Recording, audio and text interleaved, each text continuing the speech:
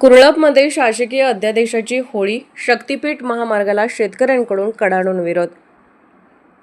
राज्यात प्रस्तावित असलेल्या शक्तीपीठ महामार्गाला शेतकऱ्यांचा आणि स्थानिक ग्रामस्थांचा विरोध आता दिवसागणिक अधिकच तीव्र होऊ लागला आहे।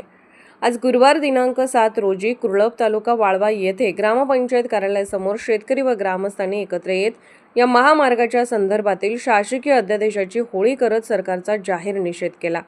यावेळी राजाराम बापू दूध संघाचे संचालक विलास पाटील, व्ही.टी. पाटील, पंडित पाटील, सुभाष पाटील, अश्विन पाटील, ग्रामसदस्य सुनील पाटील सह बाधित शेतकरी मोठ्या संख्येने उपस्थित होते।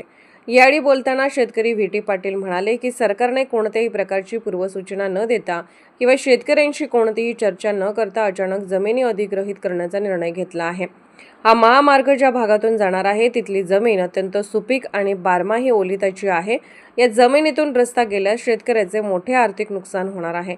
लाडक्या बहिणींनी आणि शेतकऱ्यांनी मतदान करून सरकारला स्पष्ट बहुमत दिले, त्यांचा असा गैरफायदा घेऊ नका।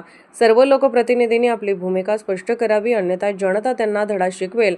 सरकारची ताकद मोठी आहे, त्यांनी डोंगर दऱ्यातून मार्ग काढावा, पण आमच्या सुपीक जमिनी घेऊ नयेत। अशी जमीन आमची, ही जमीन आमची आई आहे आणि आम्ही ती कोणत्याही परिस्थितीत सोडणार नाही, असा इशारा पाटील यांनी दिला। तर यावेळी बोलताना विलास निवृत्ती पाटील म्हणाले की शक्तीपीठ महामार्गाचा जो जी.आर. शासनाने काढला आहे त्याचा सर्व कुरळप ग्रामस्थ आणि बाधित शेतकरी निषेध करत आहोत। वारंवार विरोध करूनही शासन हा महामार्ग थांबवताना दिसत नाही। आता कुरळपचे ग्रामस्थ हातात काठी घेतल्याशिवाय राहणार नाहीत, असा इशारा दिला। यावेळी जोपर्यंत हा शक्तीपीठ महामार्ग रद्द केला जात नाही तोपर्यंत लढा सुरूच राहील, असा निर्धार शेतकऱ्यांनी केला आहे। या आंदोलनामुळे आता राज्य सरकार व याकडे काय भूमिका घेते याकडे सर्वांचे लक्ष लागले आहे। शक्तीपीठ महामार्गासाठी जमिनी अधिग्रहण करण्याचे जे जी.आर. काढलेला आहे तो कुठलीही चर्चा न करता खरं लोकांच्यात प्रबोधन करायला पाहिजे होतं। हा मार्ग कशासाठी आहे, ह्याचं फायदे काय, तोटे काय, गावोगावी चर्चा करायला पाहिजे होती। असं न करता अचानक हा अधिग्रहणाचा जी.आर. काढलाय। पूर्वी जी महामार्ग जाणार होता तो मार्ग बदलण्याचं कारण काय? मग तिथं जमिनी सुपीक होत्या, इथं काही नापीक आहे त्या का? आमची जमीन ही आमची आहे, ती काळी असून दे, गोरी असून दे, लंगडी असून दे, डोळा गेलेली असून दे, आमची आहे, तिने आम्हाला जन्म दिलाय, आम्ही त्यांना सोडणार नाही।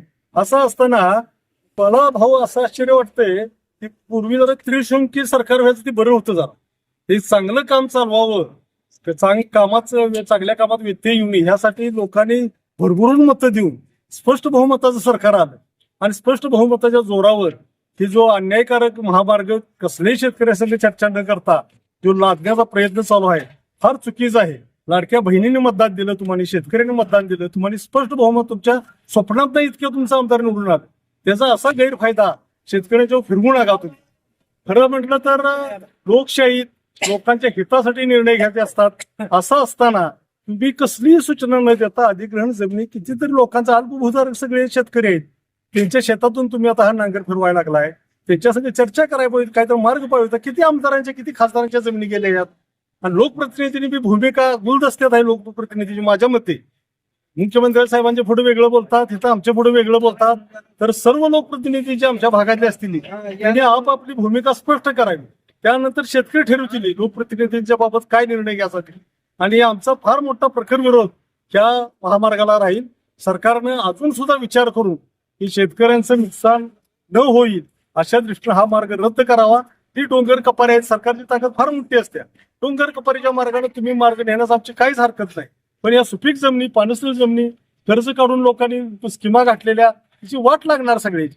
आम्ही कुठं जाणार? पुन्हा महामार्ग जाऊन त्याच्या भोवतालची बी जमीन खराब होणार, त्याच्या पर्यायी रस्ता राहणार नाही, मग ऊस काढाय कुठलं जाणार? आम्ही तुकडे होणार, एक तुकडं पूर्वेला एक पश्चिमेला, पाणी कसं नेणार? तिथं बऱ्याच अडचणी आहेत। याचा कसलाही अभ्यास न करता शासनानं ताकदीच्या जोरावर जो हा घाट घातलेला आहे शक्तीपीठ महामार्गाचा, हा कंप्लेंट बंद करावा, रद्द करावा। आम्हाला कसलंही आमिष नको, तुमचं पैसे नको, नोकरी नको, जागा पर्यायी नको, आम्ही ही जागा आमची सोडणार नाही।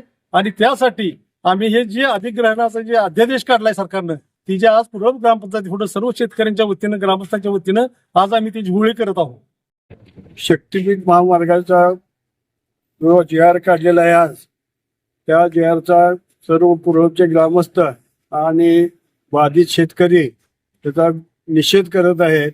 आणि त्याची होळी पण करत आहे.